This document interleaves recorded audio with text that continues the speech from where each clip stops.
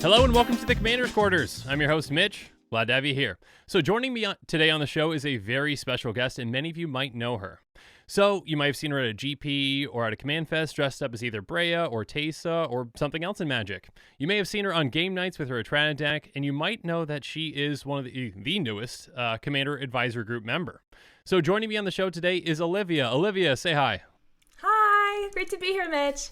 Glad to have you on the show. So Olivia's going to be talking to me today about her background in Magic, as well as some other things too. But before that, real quick, just a couple of quick ways that you can help support the show. Some of the easiest ways are to like, share, and subscribe, and make sure you're hitting that bell notification icon so you don't miss any new episodes. Also, make sure that you're subscribing and reviewing for our podcast. It's on most podcast platforms now. You can also follow us on social media at EDH Quarters for Twitter and The Commander's Quarters for Instagram and Facebook. On social media, you're going to be seeing some sneak peeks on future episodes and things I'm working on. Also, when you buy decks or individual cards, make sure that you use our affiliate links. For deck tech, you're going to find that in the description with the deck list, or you can just use our general one with bit.ly/commandersquarters. Again, if you're already going to be buying those cards anyway, it's just a nice, easy way to help support the channel. You can also check out our playmats and merchandise at thecommandersquarters.com. Also, by the time this episode comes out, our Kickstarter is going to be in full swing. The Kickstarter features a custom art limited edition playmat that is only available for the campaign duration. So if you want a porcine stand playmat, make sure you go check that out before the 30 days is up. And the final way that you can support the show is by becoming a patron at patreon.com/commandersquarters.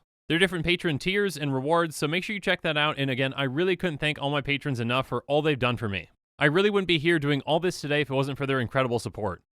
So now let's move on to the main part of the show today and our main topic, which is Olivia. We're going to talk about her background. So Olivia's been all around the Magic community. You've seen her on game nights. She's been on Commander and a couple different podcasts at the GPs. You've seen her everywhere. But how did Olivia get started in Magic? I actually don't know all these things either, so, I'm curious myself. So Olivia, could you tell us a little bit about your background?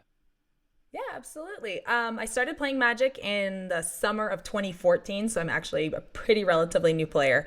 Mm-hmm. One of my friends invited me over after school one afternoon. I was going to tech school in San Francisco, and he told me, I've known about the game forever since it came out, basically, and he told me finally it was time for me to learn how to play. So I came over with 7 other friends, and we played an 8-person, 2-headed giant game of Commander. That was my very first introduction to Magic. And you're like, this is how it is every single time, right? Pretty much. These are the rules of the game. This is how everyone plays. Go ahead. So I ended up, it was nice because I had him sitting next to me explaining, okay, well, here's why you would, why would you make this attack? Or you do this or put at this land or, kind of the order of things. Sure. I was hooked. I was completely. That's awesome. Yeah. Just first time. So then the next couple games we did, as individual players, so I could get a little bit more of my bearings. Sure. And he just got me completely sucked into it. And so thank you, Silas. That's fantastic. Pretty much a staple of my life ever since. That's great. Have you ever gone back and played that style of game where you have the 8 people, 2-headed giant, 4-person commander? Is it fantastic? Yeah, it's so much fun. It's super fun. I'm going to have to try that at some point. Maybe, you know what, everyone? Gameplay, all right? We're going to do a gameplay version of that. Yes. Probably not. That's going to be, be far too hard. The games are very long, but they can be very fun. Yeah. Absolutely. That's fantastic. Okay, so so you start off with kind of a not normal, I guess, is not the normal path of a Magic player, but what is your favorite format? What's your favorite format in Magic? Commander, okay. Have you played any other formats? My very first pre-release, I had Hallie from Card Kingdom sitting across from me, and she had to tell me I could have more than one copy of a card in my hand, or in my deck, and that it was okay to not try to make a 100-card deck. Every single time you saw that, you're like, oh no, this isn't right. I was learning a lot. But Commander's my favorite. I will absolutely play a pre-release. I'm starting to like drafting. I'm getting a little better. It's helping me with mechanics and everything. Sure. And then I pretty much stick with that. I'll play Brawl and Arena and stuff like that. But Commander's that's awesome. Pretty much all I play. That's fantastic. Yeah, I used to play other formats as well, but Commander definitely sucked me in, and I understand why you are addicted to it as well. Yes. So as I mentioned before, many of you might have seen Olivia at GP or Command Fest cosplaying. When did you actually start cosplaying, and kind of what got you into that? So I think it was 2016. I went with my husband and a friend to my husband and a friend and I decided to go to Emerald City Comic Con up in Seattle. And I thought it would be fun to cosplay. I'd never done it before. I had like no background in it or anything like that. And my original plan was to do Shala from Chrono Trigger. And then I was like, wait, I can't sew. So I ended up making out of nowhere, apropos of nothing. I was just kind of like searching through stuff, and I found some of Christine Sprinkle's, magic cosplay. It's like, oh, I play magic. I can do that. So I decided to, like, from scratch for the very first time, build a Liliana Vest cosplay. That's awesome. A decision I made, Sure. Bigger undertaking than you thought it'd be, I would assume, or no? Yeah, I had no idea what I was getting myself into. Yeah. It took months. I can imagine. I went to Emerald City. I wore it, and I like put it away right afterwards and didn't see it for a year. Just like that was it. And then in 2017, I ended up going to Magic Fest Las Vegas. I brought it with me there. That's awesome. And didn't realize how many other cosplayers there would be. Yeah. And we all started talking to each other and made friends. And since then, really, I started in earnest, I want to say around 2018 is when I started like having more than one cosplay and like showing up at things. So it's been pretty recent that I really got into the community with cosplay. Yeah, that's awesome. So do you and like kind of the rest of that cosplay kind of community like stick together? Like, do you guys like show up at events together? Do you guys kind of plan things out? Like, okay, we're all gonna go to Command Fest Seattle together, and kind of did you guys make plans to go to events? I guess next. I mean, are you guys planning on doing things like that next year as well? Like, where you're going to specific events? For sure. There's definitely, we're a pretty small group and fairly tight knit. So a lot of us will be like, hey, who's going to X, Y, or Z, Magic Fest or event or SCG or whatever. And we will try to coordinate, like, if more than one of us is going, okay, well, are we wearing this? Should we have a theme day? So, I mean, we'll definitely interact with each other. And some of us have made very good friends. Obviously, Sydney and I are pretty close, and that only happened from Magic Cosplay. That's and we awesome. end up on doing everything together, basically, as far as events go. So, we try to, be cohesive, and if we can all get together on a theme and like make it a little more extra special, then we'll do it for sure. That's fantastic. That's awesome. Well, I have not had the opportunity to meet you in person. I mean, this kind of counts-ish, right? But I mean, this is like 75%. I mean, we're almost there. Almost there, pretty much. But yeah, excited to potentially see you at a Command Fest or GP next year. So that'd be great. So with these cosplays, you mentioned that you created that first one from scratch, but are all these that you create from scratch? Pretty much all of them are. I mean, like, you can't not thankfully, but like, you can't really buy a Magic cosplay like from Amazon. Those don't exist. I mean, they've got like those leggings nowadays, I think, as close as they get, but yeah. Yeah, exactly. Like, I mean, I think most of us, some of our cosplayers, like Nissa Cosplay Nadine, she pretty much makes everything from scratch. But there's a lot of stuff that, like, we're not going to take the time to make a base white shirt that we're putting stuff on. So those sort of things we'll order, obviously. Sure. But like a lot of the armor, the sewing, everything like that, that's done from scratch. Or I barter with one of the other cosplayers for something I'm good at, and like they'll do the sewing for me, and nice. I'll build armor for them. So we try to exchange. So you're a blacksmith then? Is that what you are by trade? I'm sorry? So you're a blacksmith then by trade, or you said you build armor, right? I'm a jeweler by trade, yes. Gotcha. Like trained stone setter. I set That's fantastic. diamonds for years at a giant jewelry place up in Seattle. So that's awesome. That's my day job. That is fantastic. Yeah. Very cool. So what's your favorite cosplay that you've done so far then? My favorite is probably Teysa right now, mainly because it's very accurate and very comfortable. Yep. So it's a nice blend of like recognizable, as long as you know who Teysa is or seen the card recently. Yep. And I can walk around in it all day and that's not awesome. Hate it. So it's the recent Teysa Karlov card. You're not walking around with like a giant chair behind you as well, like the right, exactly. or is off sign? No, whichever one that one is. I can't remember though. Yeah. Oh, the one that costs 7 mana. Ghost. Yeah. Okay. So yeah, kind of like with that, like what's like the most challenging cosplay that you have that kind of that put together and where you kind of mentioned like like the Taste one's comfortable, you can wear that actually and kind of be comfortable and actually play games. What's like do you have a more complex one that you're like I love wearing it, but I also dread wearing it for like the whole day? Atraxa. That I can imagine. Oh, I have a 12.5-foot wingspan. I cannot see directly in front of me. How do you get through doors? I was in at the GP at Kitakyushu in Japan, and I took out quite a few people actually with the wings because I couldn't see them. That's fantastic. That's one way to take out your competition, everyone. Take Right? notes. Take notes. Take them out ahead of time with your Tracks of Wings. Oh, man, that's fantastic. So when you cosplay then, do you have a deck for like each of your cosplays? Like, do you have like an Atraxa deck? Do you have a Tesa deck? Do you have... I actually had an Atraxa deck and I pulled it apart. I think I played it once and I was like, you know what? This is just it. I think my build on it was too, not simplistic, but it was too common. Like I just went like straight proliferate counters. Yep. Like I already have a counters deck, so I just ended up taking it apart. My Tesa deck is bonkers and I love it to pieces. So for the most part, I do have a deck for what I've cosplayed. There are a couple exceptions, but I have like a Liliana deck, I have a Tesa deck, I have my Brea deck, obviously. Who else have I cosplayed recently? Yeah, I try to keep most of them commanders, honestly, because I like the legendary creatures better than the planeswalkers. I'm with you. That's awesome. Okay, so I mentioned earlier too that you were on game nights. So what exactly was that like?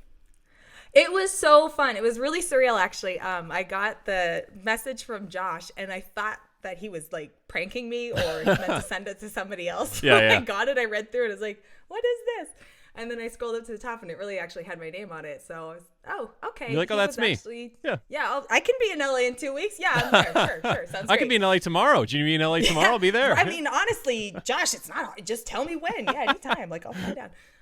So it was a little surreal getting the invite, but I was really happy to take it, obviously, and be able to go down there and film. It was surreal, I think, playing a game of Commander. So I don't even know how to say it. It's like it's stretched out, but it's not like it didn't feel like we filmed for 5 hours. Yeah. But we did. Yeah. Oh, yeah. You look at the clock and you're like, oh, no. Yeah, Day's gone, but it was a good day. It's so deliberate, and you're still at the same time. And I talked with Adam Savadian, who's also on it with me, and we were sitting next to each other. Both of us, we actually met up at the airport and got super like, oh, we're so nervous. We're gonna screw this up, and we're totally gonna ruin everything. And it's like you're thinking about so many things when you're filming it. It's like, okay, well, I can't hold my hand a certain way because then I don't want the cameras to see it, and then you have to like, everything is very orderly in how you have to execute it, but it's still the normal chaos game. So you're thinking of like 20 things at a time instead of just normally the 7 in your hand and whatever potentially could show up out on the board. Absolutely. Trying to position yourself and make sure you're holding on for cameras and like moving your hand or cards onto the battlefield a certain way so they can get a shot. It's very interesting, but it was still really fun. And I promise. Like, there's no way you could possibly script anything that happens in one of those. It's insane. Crazy bonkers stuff happens. Yeah. That's awesome. It's crazy. Yeah, absolutely. But it was one of the best experiences I've had in Magic, for sure. That's fantastic. Do you find yourself now all the time being like, okay, untap, draw, I target your thing with, and I move my hand really fast onto my playmat and then take it away, so it's like you can see exactly what I just played. Exactly. Yeah. Okay. Now camera I try pan. to be more deliberate sometimes, especially if there's a camera around. It's like, okay, well, be more meaningful, be intentional when you're doing stuff. Yep. Yeah. It's not a bad thing to learn. Yeah. No, it's not. Oh, okay. So I also mentioned earlier that you were recently appointed to the Commander Advisory Group. Can you tell everyone a little bit about that, who might not know, first of all, what is the Commander Advisory Group? And secondly... go ahead. Sorry. No, go ahead. You got it. Go ahead. The Commander Advisory Group is basically a group of Commander people that the Rules Committee think have a good pulse on the game and the spirit and like how the community is doing with it and what the play style is, what we're doing as a group of Commander players. So we basically just advise the Rules Committee if something comes up or if we're trying to discuss rule stuff. I haven't had my first meeting yet. I'm just in right now. Gotcha. So, like, there's no like huge inner workings that I could explain or would be able to anyway. But basically, we're just a group of advocates for the community that want to give another perspective to the Rules Committee whenever they're deliberating on something. That's fantastic. So everyone, if you have something you want banned or unbanned, make sure you spam her on Twitter. Just kidding. Please don't do that. Don't say that. Please don't do that. That was a joke. I don't have the power to ban or unban anyway. That is true. So yeah. So advising though, that's got to be exciting. That's got to be really exciting to be a part of such kind of a, oh goodness gracious, a group that has such an impact on the game that everyone loves. Yeah, I mean, the weight of it is not lost on me, that's for sure. As much as I, like make lighthearted jokes about it, like I take it seriously, and I understand that, you know, uh, it's something that will have an impact on the game, and so it requires us being thoughtful and really, considering what kind of impact things can have, whether we're just advising or if it's, like in the rules committee's position, actually making those decisions. There's a lot to consider, and we need to be really mindful, and I think it's a really good group of people that's there to do that. Absolutely. And I'm honored to have been invited and accepted and be a part of it. I'm sure they're very happy to have you on the team. So that's fantastic, and I'm very happy for you. That's great. Thank you. Okay, so now before we move on, if you don't mind sharing, do you have anything kind of exciting in the works for either the end of this year? I know the end of this year is kind of, by the time this episode comes up, it might be actually here. But maybe exciting things for next year then. I have a couple. I finally think I'm going to do a Sasuke the Unyielding cosplay. Oh, nice. I keep picking people up at events, so I might as well Gotcha. get all strong. You keep picking people up at events. Can you explain?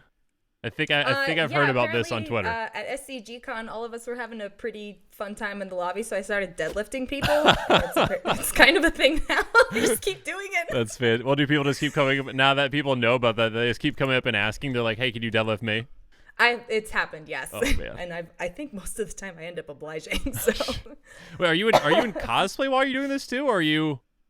Like, I'm trying to picture like Atraxa cosplay, when like I was Captain Sisay. Nadine was Joyra, and I lifted her. There's some pictures on SCG's website. That's fantastic. But mostly it's like after hours, like when I'm not encumbered. After hours. Okay, so everyone, again, if you're gonna ask for the deadlift, wait until after hours. Okay, and then remember to Twitter ban spam. Okay, as well. No. All the things. Aren't you glad you came on the show today? Mitch. Okay, we're gonna take a quick break so I can recompose myself. Yeah. And we're back. All right, so we've learned a little bit about Olivia's background, but what kinds of decks we mentioned? I guess. Okay, sorry. We mentioned a few decks that she has as well for some of her cosplays too, but what about a kind of newer deck that you've been brewing, that you've been working on, that you've been enjoying these days? You mind talking about that one? I think we mentioned, was it Torbran, yes. Torbran. Our good friend from Eldraine. Nice. Okay, so Torbran. So what exactly inspired you to build a deck around Torbran? So I got invited onto Pleasant Kenobi's EDH and Chill. Nice. And we ended up doing an Eldraine theme. I normally play black or blue or white or a combination of all three, and not green or red, so you're not cruel. Yeah, so Vince took Sir Conrad, and I think it was Wheeler took Emery, so I wasn't gonna play Lyndon. Why not? So I took the red card. I've never built a mono red deck in my life, so this was 100%. I had no idea what I was doing. Just get stuff that did damage. Yeah, that's what red wants to do. That's exactly what red wants to do. Just damage. Yeah. Don't think about it. Just do. Yeah, and I mean, I won't lie. I did kind of tweak the deck a little. I knew I was going to be playing against an Emery deck, so there is a little bit extra artifact hate in there. Like, all right, and then we also need this graveyard hate too. Yeah. That's fantastic. Yeah, I definitely took into consideration what everybody else was playing, but most of it never came into my hand, so I didn't have to worry about it too much. Gotcha. Yeah, well, spoiler alert, in case anyone wants to watch it, so stop listening now for a couple seconds if spoiler alert. Did you end up winning that? Oh, yeah, absolutely. Yeah? That's awesome. I had no business winning that game, but sometimes, like, just persevering and managing to keep yourself in somehow is what will win. A W is a W. 100%. 100%. Definitely agree. That's fantastic. Okay, so now with this winning deck that is guaranteed to win every single one of your games, everyone who is listening. Okay? Absolutely. So what is the basic strategy of your Torb deck? So the basic strategy is to get Torbran on the board. Okay. And just do damage. Everything is red in there.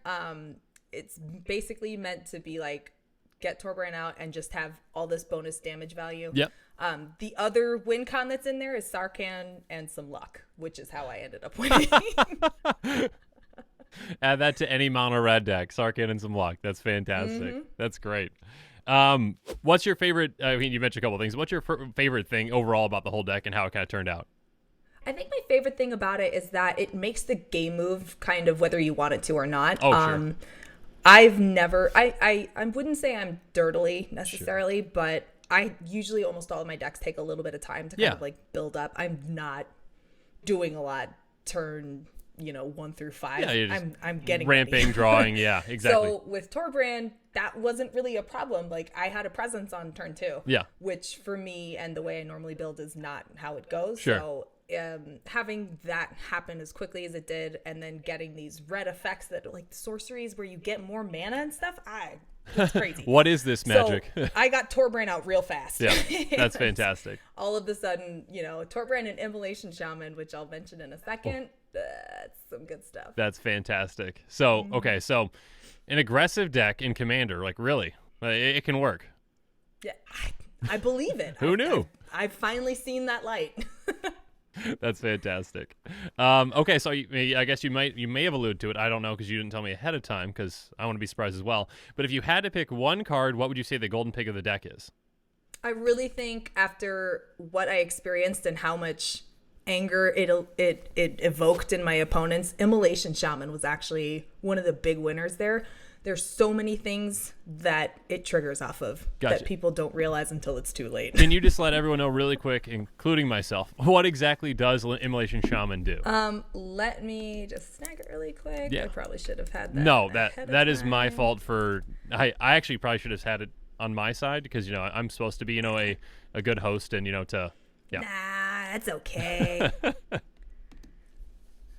Immolation Shaman is from Ravnica Allegiance. It is whenever an opponent activates an ability of an artifact, creature, or land that isn't a mana ability, Immo Shaman deals 1 damage to that player. Oh. You can also pay 3 and 2 red. Immo Shaman gets +3/+3 and menace until the end of turn. Oh, sheesh. It is 1 and a red for a Viashino Shaman. That is a 1/3. Okay, so that's just going to deal a ton. I mean, so you said 1 damage, right? But with Torb, it's going to be 2 extra. It's 3 damage every single time something's activated. That's Correct. not mana. Oh my goodness. I bet the Emery player was very happy. Yeah, when Immo Shaman disappeared, nobody was sad but me. That's fantastic. I'm sure it did a lot of work. That is great. Okay, so I'm definitely gonna have, if it's okay with you, I'll share the entire kind of deck list in the description for anyone who wants to check it out. And then if you want to share that link to the episode where you played it, I can share that as well so you guys can see it in action. But let's move on real quick to a kind of another, I mean, not necessarily a golden pig, but one of my favorite segments of the show, and that's going to be the card of the day. So that's where I have my guest bring up a card for whatever reason they want to bring it up. If they like it, if they hate it, if they like the art, if they just hit random generator on Scryfall and just happen to pop up and want to talk about it, that's fine. So what card, Olivia, did you find today, and how did you find it, I guess? I picked Retraction Helix. Retraction Helix, all right. Yes. What does that one do? It's just blue for an instant. It's until end of turn, target creature gains. Tap, return target non-land permanent to its owner's hand. Okay, all right. And so why'd you pick that one today? I'm brewing an Alayla deck. Oh, That's nice. Why. Yeah, that would work. So, real quick, do you want to kind of explain kind of that interaction on why that might be good in a Alayla deck? Yes. So basically, if you get somebody get a creature that's now tapped to return target non-land permanent to its owner's hand. Yep. And return, say, I don't know, a 0-cost artifact to your hand. Yep. Alayla likes making fairies when artifacts enter the battlefield. So now you have one that doesn't cost any mana. I cannot remember the name of that golem for the life of me. Sure. Battered Golem, maybe? It might be sorry? Battered Golem, maybe? I think so. I think it might be. He's it's a 3-cost or 3-mana golem, but whenever an artifact enters the battlefield, untap it. Yep. So you can make a loop to just create infinite number of fairies. And who doesn't love infinite fairies? So that's okay. Essentially, this deck, again, you said you generally like to build black, blue, white. I'm Esper. Yeah. Opposite of the Torb deck. So very, very opposite, but very cool. Still, that's fantastic. So, I believe actually before we move on, Retraction Helix, isn't there like that was 100% like a reprint of Banishing Knack? Doesn't it do the exact same thing too? So I think they're. Oh, I think yeah, I think so. Banshee Neck might do the exact same thing. So if those of you who are interested in Retraction Helix, fantastic card. Also, take a look at Banishing Neck. Both great cards. Great pick for the card of the day. Thank you for bringing that one up. Thank you. Absolutely. Okay. So now it's your turn. So why don't you let us know, or actually mostly Olivia know, what Magic cosplay would you like to see Olivia do next? So mentioned Saskia, I believe, was mentioned, but I'm sure there's other ones that could be very complex, and make sure you pick the most complex, complicated one that would take forever to do. Hang on. So you want people to tweet at me with cards they don't like? I don't make the rules. This is on the script, okay? I gave you the script ahead of time. Bitch, I thought we were going to be friends. I thought so too. Unfortunate. I'm actually once I found out you're the Esper player, that's why I had to kind of back off of that. So all right, that's fair. That's fine. I get it. That's funny. So Olivia, do you want to let people know where they can find you, or do you have anything else that you'd like to let them know? Sure, yeah. They can find me at Twitter and Instagram at my last name, which is at GOBERTHICKS. That's Gobert-Hicks.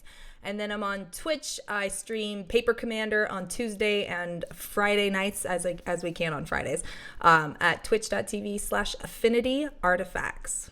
That's fantastic. All right. Definitely check her out.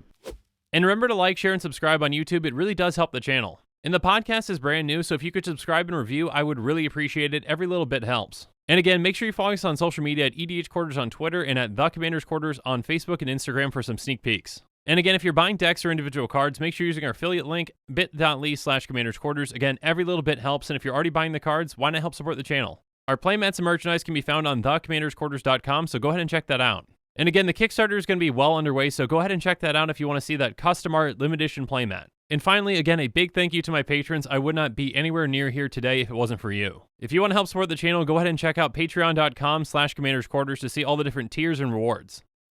And I think that's all we have for today. Thanks again for joining me, and a special thanks to our guest, Olivia. Thanks again. Thank you for having me. This was so much fun. Thanks again, and have a good one.